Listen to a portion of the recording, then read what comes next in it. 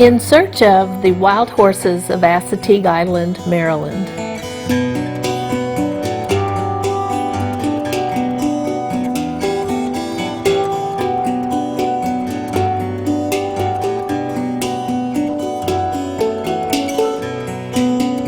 Assateague Island spans both the state of Virginia and the state of Maryland.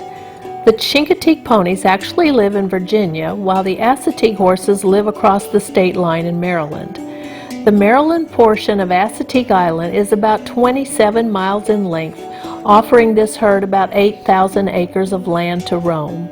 The National Park Service purchased most of the Maryland portion of Assateague Island in 1965, creating the Assateague Island National Seashore.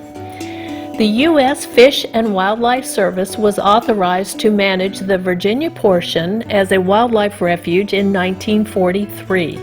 In Maryland, the Park Service retains control of the barrier island with the exception of about 729 land water acres purchased by the state of Maryland. Their parcel is operated as Assateague State Park. Even though the horses freely roam both national and state lands, the horses are owned and managed by the National Park Service. Assateague itself is a very popular site with over 1 million visitors every year. Through studies and expert recommendations, the Park Service limits the size of the Maryland herd to a number between 80 and 100. This number is regulated by darting mares with a contraceptive. The biological technician in charge of monitoring the herd actually takes a census 6 times a year, tests mares for pregnancy through fecal samples, and then darts mares accordingly. To bring the herd size down to the goal range, each mare was allowed to foal once, but now the contraceptive is only used as needed to keep the population under 100. Genetic testing is updated periodically to confirm parentage and to make sure that there is sufficient genetic diversity. As of December 2017, the current herd numbers 88 with 15 bands led by harem stallions. There are, however, a few horses who live by themselves, and often horses will change band affiliation. In 2017, 5 horses died and 4 foals were born, keeping overall numbers somewhat constant. One of the horses was hit and killed by a car. On average, 1 horse has been hit per year since 1982. So visitors should obey all posted speed limits and remain alert to horses and other wildlife crossing the roads. In Maryland, the horses are managed quite differently than their counterparts to the south in Virginia. The horses are allowed to roam freely wherever they choose to go. They are not separated from people with barbed wire fencing, and since camping is a popular outdoor activity on Assateague Island, horses and people come into close contact. In fact, signage states that people may not get any closer than 10 feet to the horses instead of the standard 50 feet recommended in the other wild horse habitats. However, for safety reasons, park staff recommend that visitors stay at least a bus length, approximately 40 feet, away from horses and other wildlife. There are strict laws posted on signs stating that it is illegal to pet the horses or to feed them or to harass them. Sadly, many people disregard the law and sustain injury through bites and kicks. Although the horses appear docile, they are not tame, just unafraid of people or desensitized to them.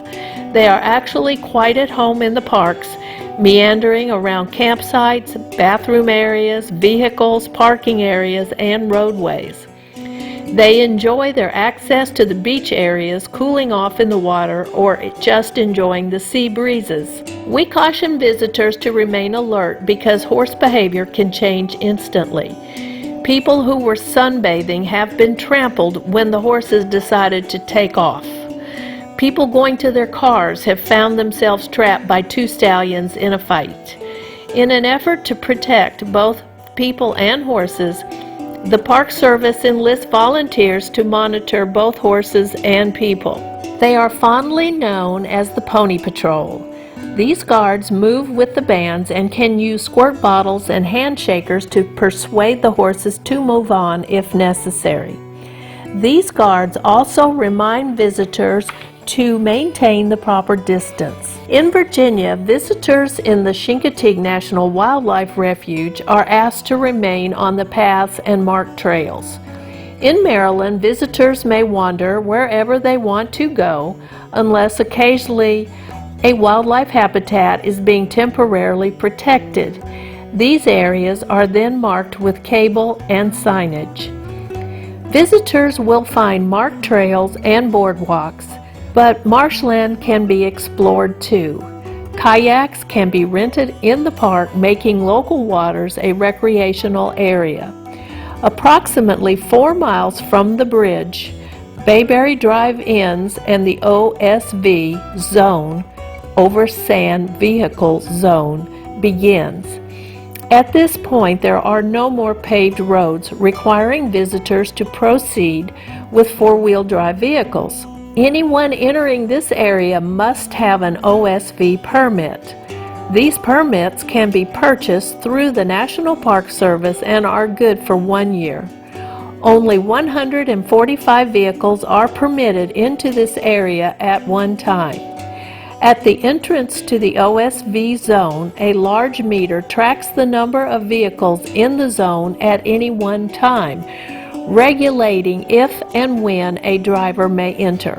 There are also air stations at this entrance to adjust tire inflation for negotiating deep sand and then readjusting for normal road travel. So, how and where can people find and enjoy the wild horses? As with any wild, free-roaming animal, it is possible to hunt for them and not find them, even on Assateague Island. Wild horse trekking is like an Easter egg hunt. Sometimes you come home with no eggs. We can, though, suggest a search plan which will help you. In the summer, with an abundance of campers, the horses do like to frequent the campgrounds, parking lots, and beaches where biting insect numbers are lower. They also enjoy grazing on mowed areas, making summertime relatively easy to find them. Serious trekkers would want to get an OSV pass to go off-roading. Let's start with the areas accessible by car, areas that can be enjoyed by people with mobility issues. This map is a great park map that should be picked up at the visitor center to the right of the park entrance before going over the high Verrazano Bridge. At the visitor center, we encourage visitors to take some time to watch an excellent movie about the Assateague horses. We cannot stress enough the importance of observing all speed limits for your safety and the safety of the horses. As you cross the bridge, you will see a paved road going to the right called Bayberry Drive. It is the main thoroughfare through the National Seashore. If you go straight past this road, you will enter Assateague State Park. For day use, fees range from $4 to $6 per person, Memorial Day to Labor Day, and $3 to $5 per car at all other times. The state of Maryland provides over 350 campsites in this state park. Information about these sites are available online at the Visitor Center and at the Ranger Station. The state park offers a concession stand, warm showers, flush toilets, a camp store, and life-guarded beaches. Horses can wander freely through the state park. The state campground is open only to campers and their guests, so you really cannot drive around in this area as you can in the national park campgrounds. If you want to visit the larger area of the National Seashore, you would turn right on Bayberry Drive after crossing the bridge. The first 2 miles is technically part of the state park. As you drive along Bayberry Drive, there are opportunities to turn off and park to observe horses grazing out in the marsh. Binoculars are usually required to see them well, although we have been fortunate to see some near the road and even crossing over the road. Yes, they can and do block traffic. Often the Pony Patrol volunteers help with this situation. Be aware that there are freshwater ponds just off of Bayberry Drive on both sides, which do attract the horses. As you continue down Bayberry Drive, you will encounter the entrance station to enter the national park. The current cost is $20 per vehicle for a 7-day pass. Senior citizens may purchase the National Park Pass for a one-time fee of $80, which can be used for all the national parks. At the entrance station, there is a large parking lot for day visitors to go to the beach. Horses have been sighted in this big parking area. If we look at the map again, you can see that there is a paved road to the right called Bayside Drive, and then a little further south is another road called Ferry Landing. We suggest slowly cruising these roadways. Off of Bayside Drive are 3 camping areas and then an outfitter facility which rents kayaks. You can slowly cruise into areas A, B, and C and then progress to the outfitter's building. A foal was actually born in the parking lot near this building. If you look at the map again, you will see that there are 3 trails for visitors: Life of the Marsh Trail, Life of the Forest Trail, and finally, Life of the Dunes Trail. These trails are short and offer more opportunities to spot horses. If you have not encountered horses by now, then we advocate going back northward towards Bayside Drive and turn right to slowly drive in the oceanside camping areas. Again, campers can let you know if there are any horses in the area. There are approximately 150 campsites in the national park, not counting the backcountry camping areas which are located in the OSV zone. If you are able to go into the OSV zone, then you will encounter about 12 miles of beach to the east and open dunes, marshes, and maritime forest to the west. There are maps available to help visitors navigate these OSV areas. The state line between Maryland and Virginia is a cable and barbed wire fence which goes from bay to ocean, and there is a walk-through gate which allows hikers to cross into Virginia. Here is a picture of some Maryland horses going to visit Virginia as they get around the ocean fencing. Usually they return home because they can't get to water in Virginia, but sometimes park rangers must herd them back home. The fence is scheduled for repair in 2018. Available to visitors in the OSV zone are camping areas called backcountry campsites. Along the ocean there are 2 such camping areas called Little Levels and State Line. On the bay side there are 4 camping areas called Tingle's Island, Pine Tree, Green Run, and Pope Bay. It is possible to access these areas by kayak, but check with the park or local outfitters for advice and for tide information. We have been to some of these wilderness camping areas but did not spot any wild horses. The horses in the OSV zone do not see nearly as many people and are much more elusive. We have learned that they seldom spend time in the forested areas and they only seek the ocean on hot, buggy days. With 12 miles of beach, dunes, maritime forest, and bayside marsh, they have a large roaming area, making them more difficult to find. We suggest driving down the beach and driving on public access roads which go over to the bayside. You might need to get out and do some hiking on the bayside in your search.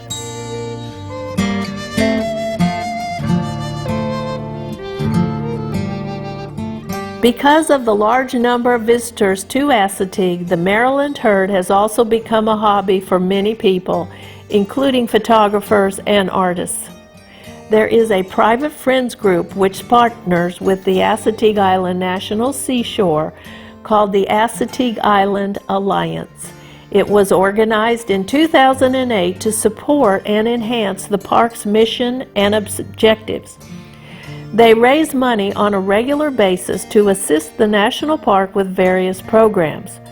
Through the AIA, people can foster a horse, providing monthly support money, and they can bid on the right to name a foal. The winner of each auction selects the name. In 2016, 5 foals were named. Each winning bid was more than $1,000.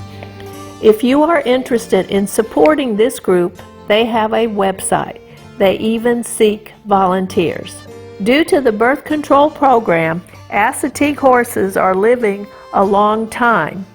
As of this video production, there are 11 horses aged 30 to 35 years old.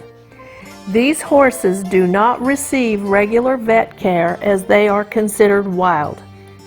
If a horse is hurt by human contact, only then will a vet be called if it is in the best interest of the horse to receive such care. If a horse is down and suffering, the park does make sure that the horse is humanely euthanized. A few horses have become sick, and one even died from ingesting human and pet food. All visitors must follow food storage rules to prevent this from happening and to discourage horses from rummaging through campers' supplies. Of all the herds on the East Coast, the Maryland herd is definitely an up-close and personal wild horse experience, very accessible to all people.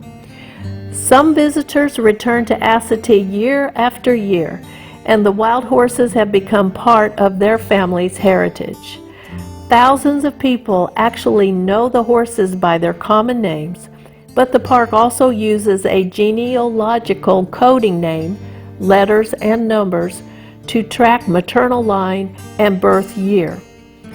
These code names help those who study this herd for scientific and historical purposes. Historical records do indicate that horses roamed the barrier islands of Maryland and Virginia as early as the 1600s, making them a national treasure for sure. For wild horse enthusiasts, this one herd offers the greatest opportunity to actually see them in close proximity, but respect the horses and observe them safely from at least a bust length away. Let them be wild.